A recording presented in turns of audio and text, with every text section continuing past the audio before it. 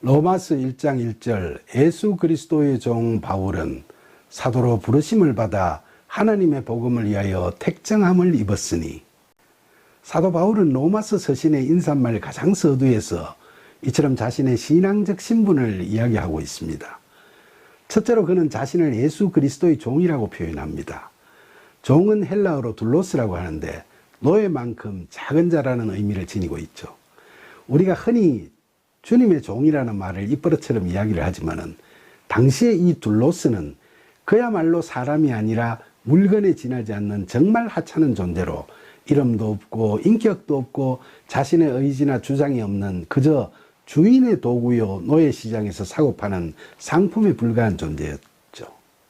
그런데 바울은 다메섹 도상에서 하늘에서 꾸짖는 예수님의 음성을 듣기 전까지는 로마 시민권을 갖고 있던 자로서 일찍이 이스라엘 초대왕 사울을 배출한 베냐민 지파의 후예로 태어나서 명문 가말리엘 문화에서 수학한 바리새인으로 회심 전에 그의 이름은 자신의 자랑스러운 조상인 사울왕과 동명인 사울이었죠.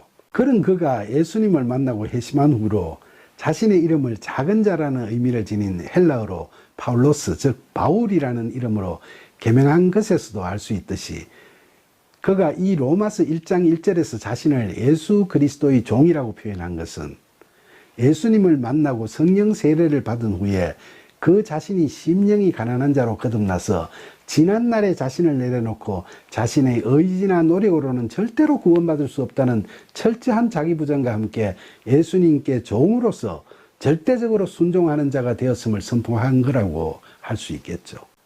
바울의 이러한 자기인식은 로마서보다 더 앞서 기술했던 갈라디아서 2장 20절에 내가 그리스도와 함께 십자가에 못 박혔나니 그런즉 이제는 내가 사는 것이 아니요 오직 내 안에 그리스도께서 사시는 것이라. 이제 내가 육체 가운데 사는 것은 나를 사랑하사 나를 위하여 자기 자신을 버리신 하나님의 아들을 믿는 믿음 안에서 사는 것이라는 고백에서 잘 볼 수 있죠.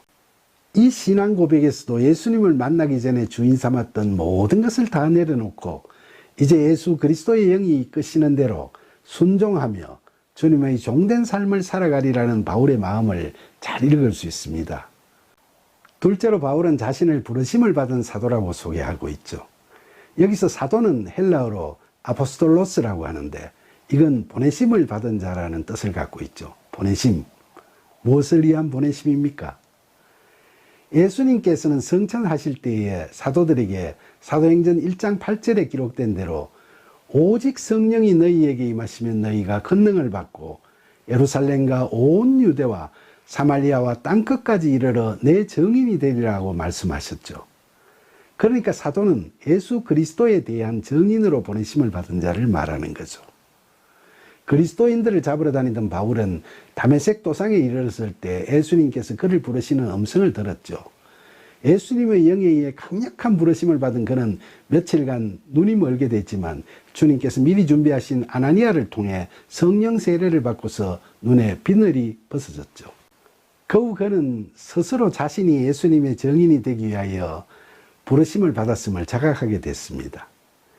그런 그는 예루살렘 교회로 가서 기존 사도들에게 공식적으로 사도로서 지명을 받는 절차를 거치는 대신에 마치 예수님께서 성령 세례를 받고 광야에 가셔서 마귀들을 물리치신 후에 공생애를 시작하신 것을 본받기라도 하듯이 홀로 아라비아 사막으로 들어가서 절실한 프로슈케의 기도를 통해 예수님을 만나게 됐고 사도로서의 소명에 대한 확신을 갖게 됐으며 그 후에야 예수님의 제자들을 만나면서 자신의 사도로서의 사역을 시작하게 됐던 거죠.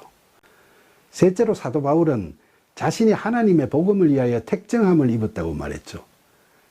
그가 그런 소명을 감당하기 위해 선택받았다는 사실은 누가가 쓴 사도행전 9장에 보면 예수님께서 아나니아에게 바울을 안수하라고 환상 중에 나타나셔서 그는 내 이름을 이방인과 임금들과 이스라엘 자손들에게 전하기 위하여 택한 나의 그릇이라고 말씀하셨을 뿐만 아니라 바울이 쓴 갈라디아서 1장 15절과 16절에서 바울 자신도 내 어머니의 태로부터 나를 택정하시고 그의 은혜로 나를 부르시니가 그의 아들을 이방에 전하기 위하여 그를 내 속에 나타내시기를 기뻐하셨을 때라고 이야기하고 있죠.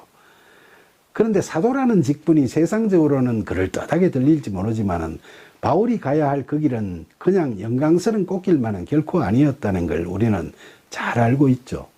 예수님께서도 바울에게 안수하라고 아나니아에게 말씀하실 때 그가 내 이름을 위하여 얼마나 고난을 받아야 할 것인지를 내가 그에게 보이리라고 미리 말씀하셨고, 그 말씀처럼 바울은 그 후 숱한 고난을 겪으면서 사도로서의 자신의 소명을 이루어 가다가 종국에는 로마에서 순교했으니까요.